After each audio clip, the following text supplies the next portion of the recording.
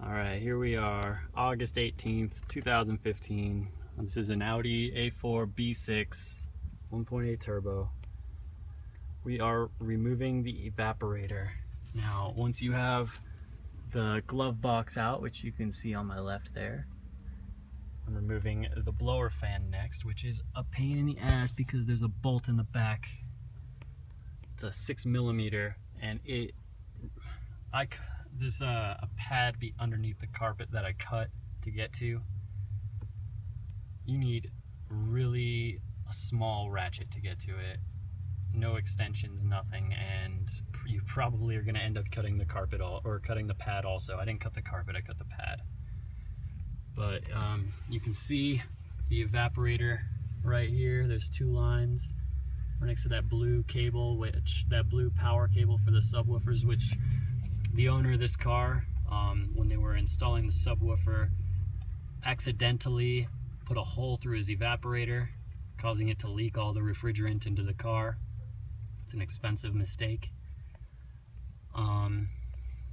So looks like he made it fit, so I don't know if he rerouted it or if it's still going through the evaporator back there, but either way, I'll make another video with my progress and the steps. Alright, here I am the next day. I didn't really do much after I took that video.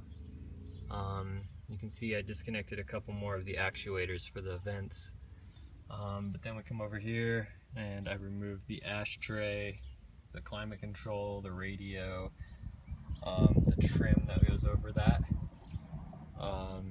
Removed the knee bolster.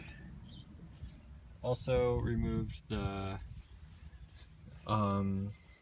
e-brake cover, the center console bolts in the back, the armrest. Removed 3 bolts back there.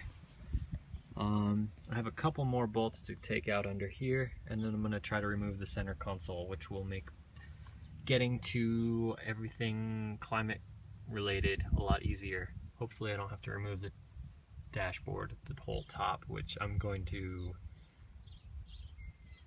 probably have to, unfortunately, but we'll see. Alright, here we are again, about an hour after the last video. As you can see, I've torn out the entire center console even farther. There was a cage around the console that is now removed. I removed the instrument cluster, the upper dash trim. I'm fairly sure the upper dashboard has to come out. Back there was a plug. I believe it's for the air-conditioned glove box. It's just a plug. I pulled it out. You can see the condenser behind there and the 2 lines that run under, well, to the firewall. So basically, I'm fairly sure this entire box right here has to get removed. The only way to do that looks to be to take out the upper dash. So here I go. Wish me luck. The upper dash has to come out. Pretty sure I'm gonna have to remove the steering wheel on this one too.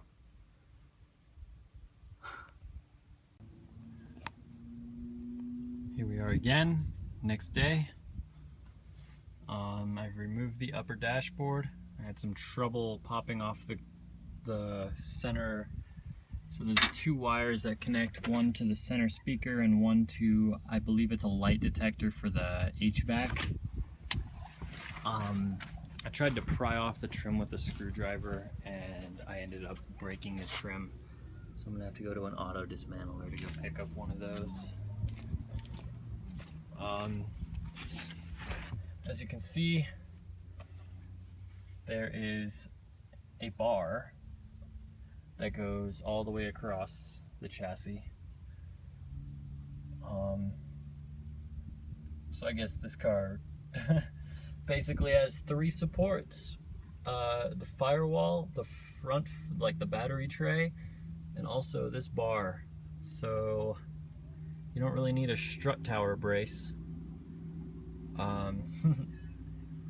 I'm going to be removing this. It looks like it's going to require me removing the bolts underneath the steering column, I don't believe the steering column will have to get dropped out much further than disconnecting those 4 bolts, but I might be jinxing myself by saying that.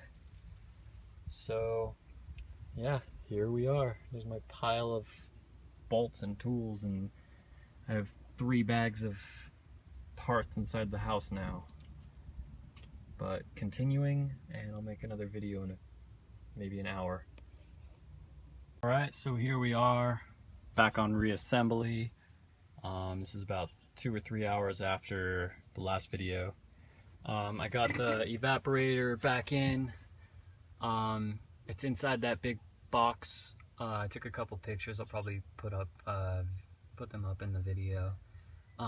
For the record, for anyone who's doing this job in the future, there's little, let me see if I have any here, like these. These are 6mm, and they are fucking everywhere.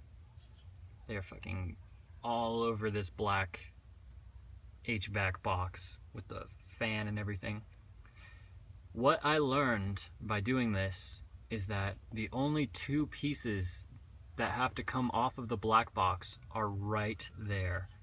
You have the outside air inlet and the recirculation, and also the blower fan. Those are the only 2 pieces that I believe have to come off. All of the actuators can stay attached. Disconnect the wiring, disconnect from the outside. You need to disconnect the air inlet and the air filter.